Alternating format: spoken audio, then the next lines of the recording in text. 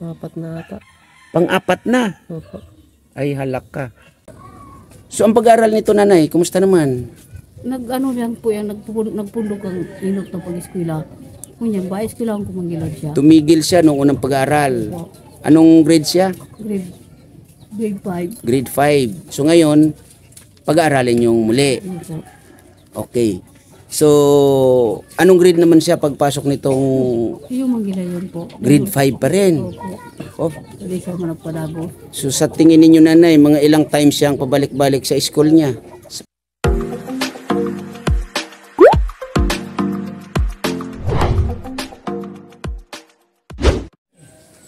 Isang mapagpalang araw mga kalingap, mga kababayan, ano, at ayan, nandito kami sa Pilar. Pinuntahan natin itong si Jay. Yan, yung na-scout ito ni Starax.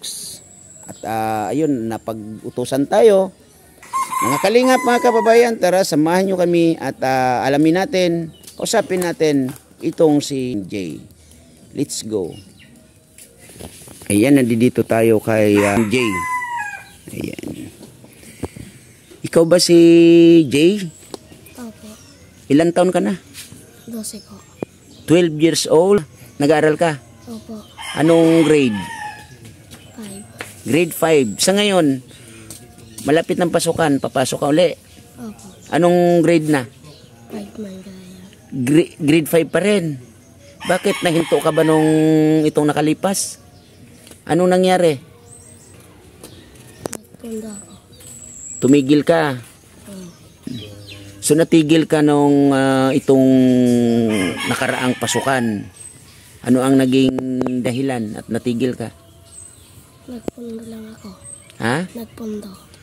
Tumigil ka lang? Hmm. Yan. So ito mga kalingap, mga kababayan, at Sally Naigan at Ate Maramara, kausapin natin ang kapatid ni Jay. Kuya, anong pangalan? John Victor po. John Victor. John Victor. Ilang taon si kuya? 22 years old po. 22 years old. May asawa? Meron po. May anak na? Wala pa po. Okay. Itong si Jay, kapatid mo. Pang-ilan ito sa mga kapatid mo? Apat po. Pang-apat. Opo. So, meron pang sumunod sa iyo at another sumunod sa iyo. Opo. Dito sa inyo, sino ang kasama ninyo dito, maliban sa inyo? Sila lang minsan nandito. Minsan andun sila kay mama. Yung mama nyo ba nasan sa ngayon? Sa kabilang barangay po. Kabilang barangay. Sa kabila lang nito. Okay. So, ang tatay ninyo, Wala na po. Wala na. patay na. Opo. So, itong si mama ninyo, nandun sa kabilang barangay, anong ginagawa po doon? Andun sa pangalawang asawa niya. Pangalawang asawa niya. So, okay naman kayo ng mama ninyo? Hindi naman po. Okay. So, ito, may punta sa akin dito about dito kay Jay. No? At yun nga, yung kanyang pag-aral ang gustong makumusta. Kuya, ano ang sitwasyon ng pag-aaral nito ni Jay? Sana, aral sana, kaya lang tumigil kasi walang nag-aasikaso. Kasi nung nakarang buwan, wala kami dito eh. Kaya tumigil na lang siya kasi mahirap ang buhay eh. Walang nag-aasikaso. So sa ngayon, sakasakali, okay pa naman siya na pumasok ng school. Pwede. Pero yun nga lang, sabi nga ni Jay ay babalik uli ng grade 5. Opo. Ilang times nang pabalik-balik ito sa school? Apat na ata. Pang-apat na. Opo. Ay, halak ka. Paano ito kung antabayanan ko yung pag-aaral nito? Unang-una, nasa malayo ako. Pupuntahan ko dito to weekly siguro. Hindi ko lang sure kung weekly or every 2 weeks, ganun. Ano kuya yung pwede mong maitulong sa akin bilang mag-aantabay dito sa iyong kapatid sa kanyang pag-aaral?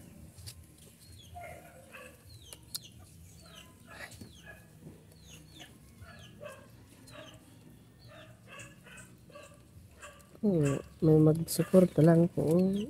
Hindi naman po kasi Ako meron, wala rin po ako dito. Kaya, Hindi, sa pagsusuporta naman siguro sa pangangailangan nito ni Jay, meron. Ang gusto ko lang malaman sa'yo, yung sitwasyon nila dito sa inyo bilang kapatid mo, nakasama mo dito, ano yung pwede mong maitulong sa amin para maging maayos ito. Hindi lang si Jay, pati yung iyong mga ibang kapatid. minsan lang po kasi sila dito sa akin. Nauwi sila kay mama. Nauwi siya doon. Nauwi sila doon. Pag umaga lang andito sila. So yun sa pagkain nila, ninyo, kumusta naman? Minsan dito sa akin, minsan nauwi sila doon. Kasi minsan wala rin ako. Ganon. Po. So ibig sabihin, ito sila, kumbaga patawid-tawid. Opo. Punta doon sa nanay ninyo at punta dito. Opo. Pag wala dito, doon sila. Pag meron ako dito sila. So pwede bang makausap si mama ninyo? Willing ba siya na makausap ko rin para naman malaman din ng viewers yung sitwasyon niya, yung plano niya dito kay Jay at lalong-lalo na dito sa mga kapatid mo na iba kasi ikaw naman may pamilya ka naman ha. So kaya mo nang dalhin yung iyong mga paa. Itong mga to kasi yun yung mahirap kasi kailangan nila yung guide. Ang gusto ko namin kasi dito yung mag-guide. Kasi yun nga sabi ko nga sa akin dadaan yung kung ano man ang isusuporta nila dito kay Batang Jay. Ngayon dito sa inyo kailangan ko ng makatuwang sa pag-aaruga lalong-lalo na. Okay? Yun kasi yung pinaka-importante kasi pag-aaralin nga bibigyan ng konting pinansyal or kung ano man na pangangailangan nito ni Jay. Ngayon hindi naman natin alam kung paano niyang gamitin, di ba? Ang kailangan ko kasi dito yung kung ano yung ibinigay dito kay Jay, merong mag-guide na itatama niya sa paggamit. Katulad na lang ng mga damit. Maglalaba sa baon niya. Di ba? Merong magbibigay everyday doon sa baon niya. Kasi kung ibibigay to kay Jay ng halimbawa weekly, hindi natin sigurado kung yun ba ay magagamit niya everyday. Di ba? Yun yung gusto kong malaman. Kung sino yung pwedeng humawak doon sa weekly na magiging allowance niya. Kasi for sure naman ito bibigyan to ng allowance weekly. O, ngayon, kung sino yung hahawak nun at makakasiguro ba ako, lalong-lalo na yung suporta dito sa pag-aaral na yun ba ay maibibigay sa kanya ng tama na araw-araw. Sabihin na natin, ano ba yung school dito nila? Nilalakad ba or sinasakay pa? Lakad lang po, andyan lang sa kabila. Malapit lang. So, walking distance. Ngayon, weekly, halimbawa, magbibigay kami ng 100 pesos every week. Di ba? 5 days lang ang school nila. School day. Ngayon, 20-20 araw-araw. Kanino ko masisigurado na yun ba ay maibibigay sa kanya ng tama, yung 20-20 a day. Tanong mo lang po sa kanya para pag sa akin kasi nagalit si mama. Pag may pera to, pag binibigay sa akin, galit si mama. Kaya siya na lang po tanungin niyo kung kanino niya iwan yung pera na ibigay niya. So ganun yung nagiging pala dito sa inyo.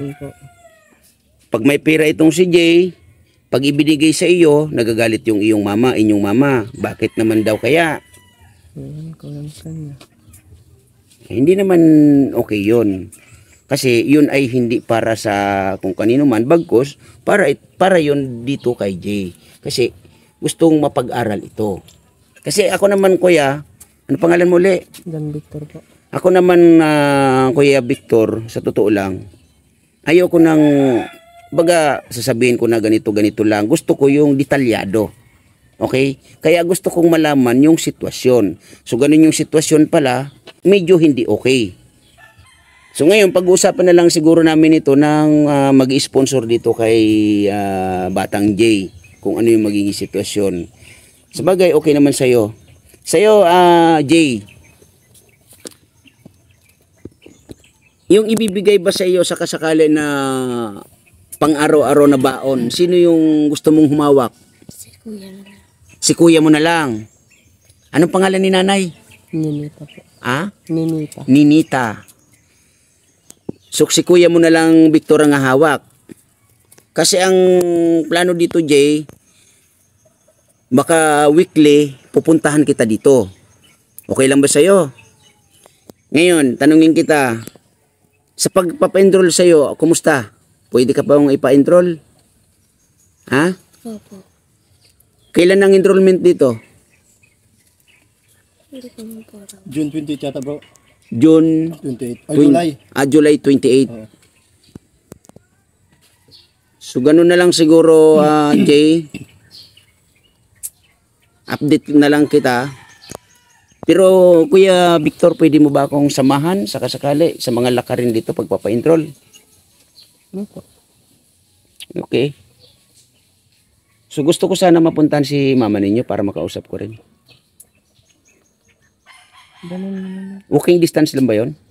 Tuloy na, motor natin mamaya. Saka pag nag-penroll dyan, sama na lang natin siya mag-penroll. Para tapos sama yung nanay niya. Kasi kailangan niya ng magulang pag pinroll yan. So ganun na lang, Jay, sumama ka na lang, Jay, para makausap natin yung mama mo. Ha? Okay. So ganun lang, Kuya Victor, maraming salamat ha. At pagbalik ko, pag-usapan na lang namin nung sponsor kung ano yung magiging sitwasyon. Ngayon, kung ititiwala sa iyo yung weekly allowance nitong si Batang J, maraming salamat. At sana, yun nga, sabi ko, ayoko ng paligoy-ligoy na sinasabi ako prangka, no? Sana, kung ano man yung makakarating dito kay Jay, magamit niya ng maayos. At siya yung gagamit nun. Okay? Huwag natin sisirain ang tiwala ng tao. Okay po? Yan. Maraming salamat, Kuya Victor, sa pakikipag-cooperate mo sa amin about dito sa iyong kapatid. Okay? Ayan, nandito tayo sa bahay nung nanay ni Batang J para malaman na rin natin kung ano yung kanyang panig, no? Kasi ito, ibablog naman natin muli itong si Batang J. Kailangan din natin malaman ang both side. Yung kapatid niya ay nakuna na natin. Dito naman tayo sa nanay. Good morning po, Nay. Ganun po. Ano pangalan ni nanay? Ninita po. Ate Ninita. Ilang taon si nanay? 43. 43. Yan. Nanay Ninita, napag-utusan lang po ako, no? Dito kay Jay, sa anak ninyo. Pangilang anak niyo po ito, nanay? Si Jay? 5. Panlima. Kumusta naman po ang sitwasyon ng mga bata na to doon sa inyo? Ay, man po. Ano yung nandigdi sa kuya? Para pagkagayaw siya Pag umaga, doon siya. Pero saan to natutulog mga to? digdi po. Dito natutulog. Okay. So, ang pag-aaral nito, nanay, kumusta naman? Nag-ano yan po yan, nagpundok ang inot ng pag-eskwela. Kunya, ba eskwela ang kumangilad siya. Tumigil siya noong unang pag-aaral. Anong grade siya? Grade 5. Grade 5. So, ngayon, pag-aaralin yung muli. Ano po. Okay. So, anong grade naman siya pagpasok nitong Yung manggilay yun po. grade 5 pa rin? Opo. Oh. Hindi siya managpadabo. So, sa tingin ninyo, nanay, mga ilang times siyang pabalik-balik sa school niya? Sa palagay ninyo? Ano na po yan? Pangtulo ng balik. O, di ba? Pangatlong balik na. So, sa ngayon, sa pangatlong balik, meron pa kaya na additional pagbalik niya sa school? Sa palagay ninyo? Ano na gayo dan? Sige, ano na daw siya? May eskwela na siya daw. Magpupursige na mag-aral. Po. Pero nanay, may suggest ko lang ang pag-aaral ng mga bata ay kailangan manggagaling sa pagpupursige rin ng magulang, no? Hindi naman po sa pinangungunahan ko kayo, pero kailangan niyo pa rin yung agapay dito sa inyong mga anak, lalong-lalong na dito kay Batang J, no? Ngayon, nanay, merong mabuting puso, malambot na puso, matulungin na puso, matulungin na tao ang nagpapunta sa akin dito at kumustahin nga itong si Batang J. No? At pagkakalam ko, ito ay susuportahan sa kanyang pag-aaral. Pero, sa akin manggagaling. Okay? Kung ano yung ibibigay nila dito sa batang ito, ako po yung magkukontrol. Kasi, sa pag-aaral po niya ang kailangan na mapursigi. Kayo nanay, matanong ko, no? Ano yung pwede ninyong may ambag sa amin, lalong-lalo na sa sponsor ni Batang J, na natulong about dito sa anak ninyo? Eskwela po. Pag-aralin nyo talaga. Ngayon nanay, halimbawa, mayroong pinansyal na darating dito kay Batang J, kanino ko naman dapat ibigay o ipagkatiwala? Dito na lang. Nandito man lang sa akin. Dito na lang kasi nandito naman. Nanay, tatapatin kita nanay. Ako po ay mahigpit. Kailangan yung ibinibigay na ano dito sa batang ito, siya po yung magkikinabang, ano? Kasi para po sa kanya. Maliban na nga lang kung sasabihin ng sponsor ni Batang J na para ito sa kanyang mga kapatid. Okay? Tsaka ko lang sasabihin na sa inyo yan. Pero kung sasabihin ng sponsor na para ito kay Batang J, siya lang po ang dapat magkinabang, ano? Kasi ang pagkakaalam ko dito ay sa pag-aaral niya ang kailangan masuportahan. Okay, nanay? Ano ang plano ninyo sa ngayon, nanay, nito na, yun nga sabi ninyo, pag-aaralin yung muli. Ano yung school, ano ba dito? Ano yung mga dapat asikasuhin? Bukal gamit. Bibiling gamit. Bag niya tapos, bado. Bag tsaka mga damit. Opo. Mga ano-ano pa, nanay? Ha? Sapatos niya. Sapatos. Sa paglalaban ng mga damit niya, nanay, sino man yung nag-asikaso? Ulit din. Dito na lang. Para nila digdi kay ang eskwela. Malapit na dito ang school. Okay. So, gano'n na lang, nanay, siguro. Pinakamaganda, tulungan nyo rin kami sa pag-aasikaso dito kay Batang J. At lalong-lalo na, yung pag-aaral niya ay talagang mapagpatuloy niya. Kasi yun yung pinaka-importante, nanay.